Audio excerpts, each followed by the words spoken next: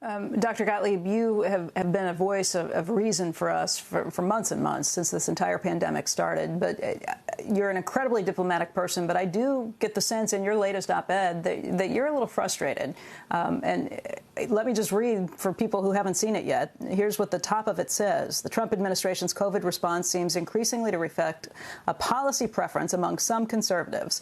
Protect the elderly and let others try to get on with their lives. This thinking assumes that herd immunity will slow the pandemic if more younger people are infected. Many features of federal policy seem to be following this philosophy. But then you go on to say that you don't think that's a sound philosophy.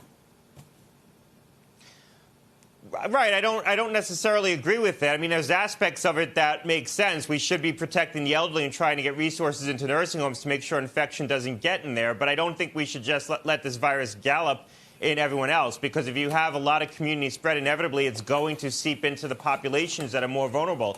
But what I said in the op-ed effectively is that there is a philosophy around the activities that the administration is following. I think some people who are critics of the administration say that they're disorganized and, it's just a series of reactive steps that the administration is taking. And I think that doesn't give enough justice to the fact that there is a philosophy that's guiding at least some of these decisions. And you can agree with that philosophy or disagree with it, as I did to some extent in that op-ed article. But there is a guiding principle there. And the principle is that you should push resources into nursing homes, protect the elderly patients who are most at risk of dying from this infection.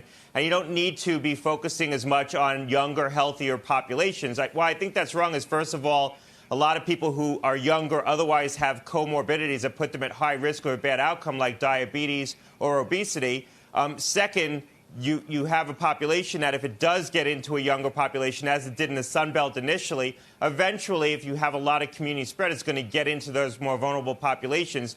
And the third basis for the argument that we should sort of let everyone get to herd immunity is a presumption that a lot of people already have innate immunity against coronavirus. And this is based on a view that when you look at people's T cells, about 50% of people, upwards of 50% of people, have what we call reactive T cells against COVID. It means that they have prior infection with coronavirus, and those prior infections with other coronaviruses, seasonal coronaviruses, have left them with T cells that cross-react in Petri dishes against the COVID virus.